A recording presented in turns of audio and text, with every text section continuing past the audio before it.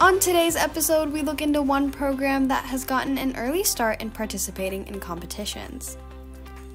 We also look into one of our electives whose job is to hang out and take care of their pets. And finally, we see how our Wildcats are learning to come together as a team. These stories and more on this episode of WGTV.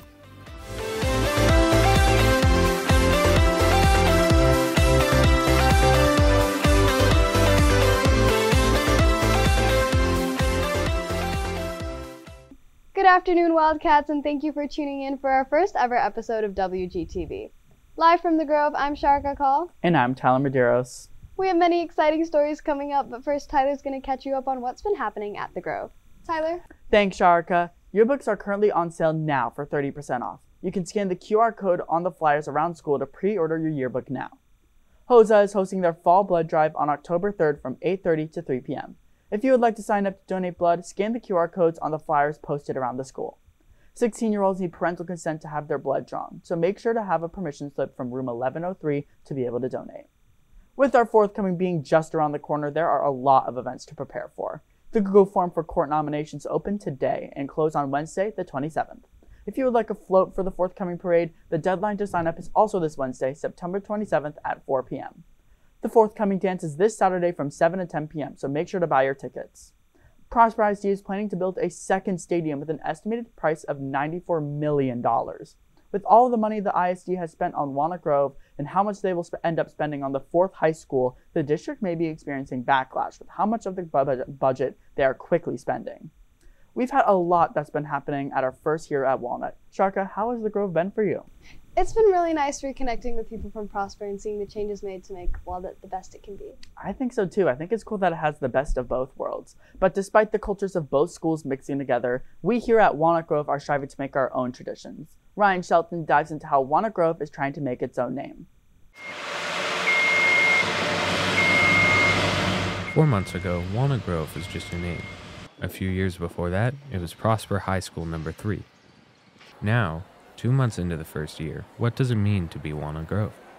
You know, I always think about excellence when I think about Walnut Grove, just because of that was one of the things when we met with our kids last year. They really talked about striving to be the best and wanting to be leaders. I just really think about, you know, that pursuit of excellence and being the best that you can, and not just with our kids, but then with our staff. And I think it makes you feel proud to come to school here.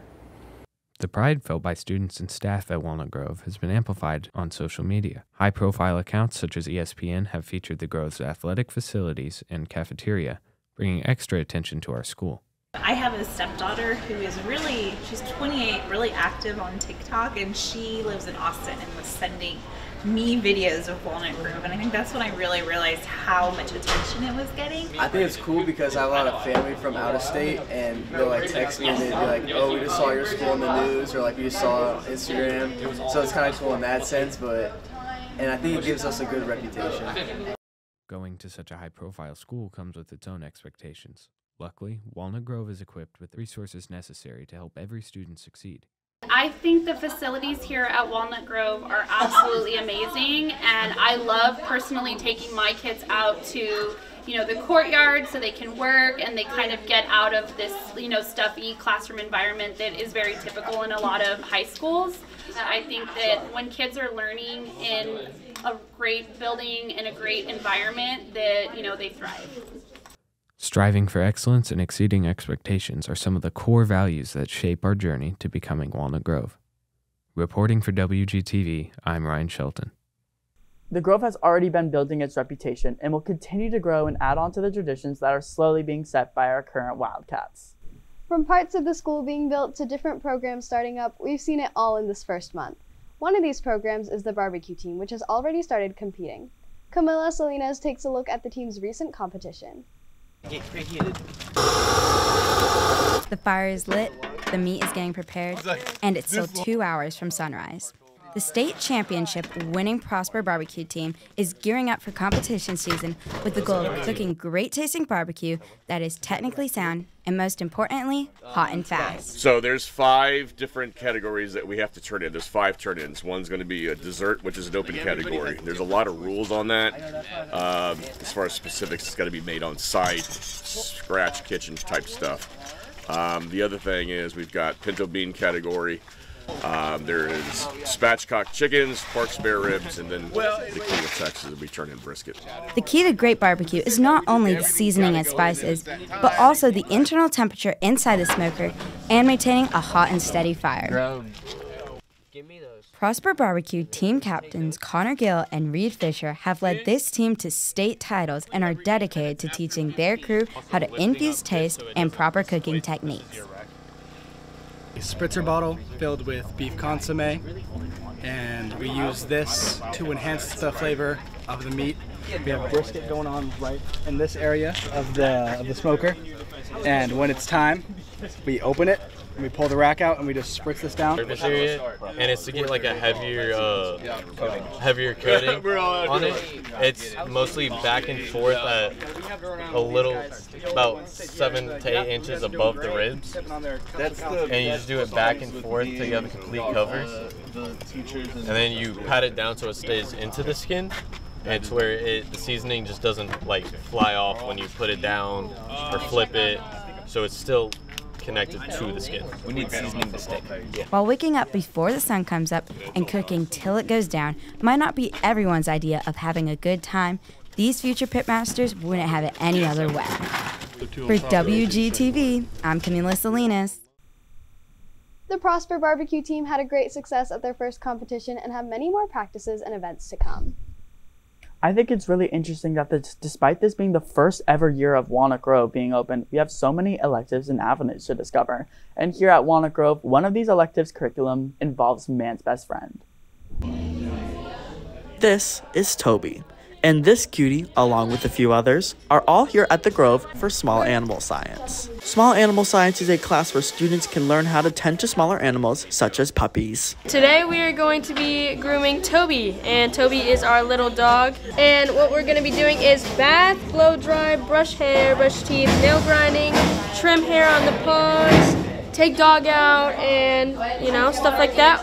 The dogs the students take care of actually belong to staff members. For the staff, we send out a Sign Up Genius, then they fill out a Google form, tell us what services they want, when they're going to pick up, what's a good phone number to reach them at, and let them know how their dog did, let them know that they are ready for pickup if they want to pick up throughout the day.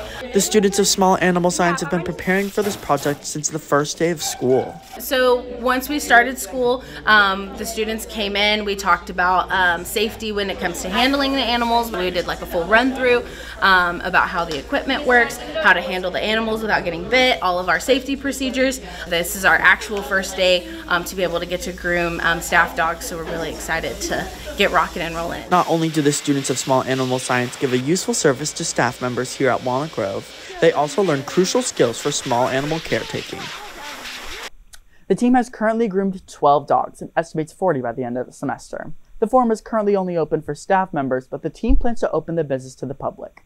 Yeah, I personally don't own any dogs, but I know a lot of people that would be interested in this program. Right, I own 2 dogs and I might have to sign them up when the forum opens.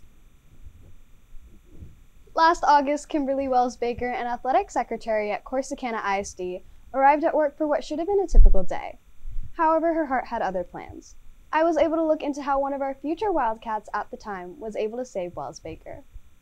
My athletic secretary suffered a heart attack and her heart stopped, and so I did CPR and did the AED to bring her back to life. Her cardiologist said she came back to life after 4 minutes.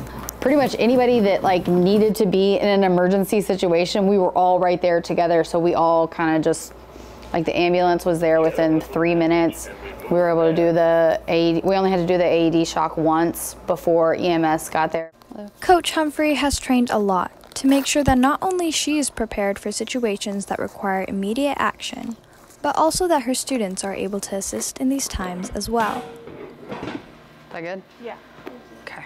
We do an emergency preparedness so that they do feel prepared that if the coaches are, all having to direct EMS or get people, go get the AED, go, call 911, be able to direct traffic. But then we also have people who are kind of assigned to crowd control. there's usually one person assigned during a game that goes out with her, and we just help. We ask the athlete what's hurting, what's going on. If it's too much for them to be able to walk or get up, then we obviously help them off the field, and we further examine it off the field where no one can see. While Humphrey's students are learning many skills in the classroom, some of her students go above and beyond by becoming CPR certified. They were able to share what the process is like.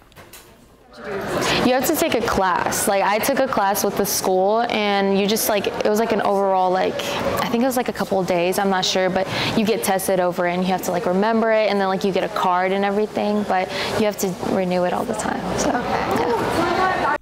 The skills these students are learning prove to be useful far beyond the sidelines, and by signing up for classes and taking a test, either with the school or with the hospital, any student can be CPR certified and become someone's first line of defense.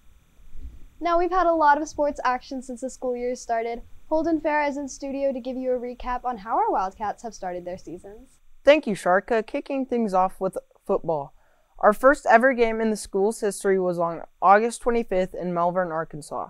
After a long day of travel, the Wildcats managed to come out on top, winning 57-54. Moving on to week 2, we hosted the Gunner Tigers for our first ever home game.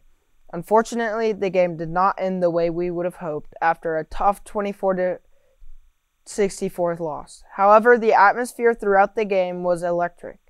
September 8th, we traveled to Salina to face off against the Bobcats. After several lightning delays, the Wildcats managed to fight all the way into overtime, but fell just short, 38-35.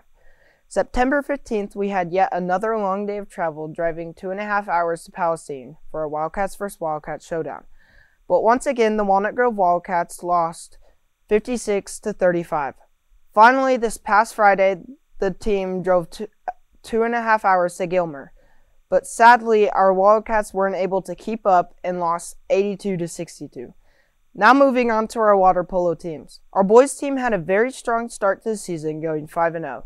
They've been able to keep this momentum through the season with a 10-7 record. Part of this team's success is Anthony Aguilar leading the team in goals with 51. Now, if you thought our boys team was good, just wait to hear what our girls team has accomplished. They had an even stronger start to the season, going 7-0, and leading the team in goals is Avery Wilson with 39.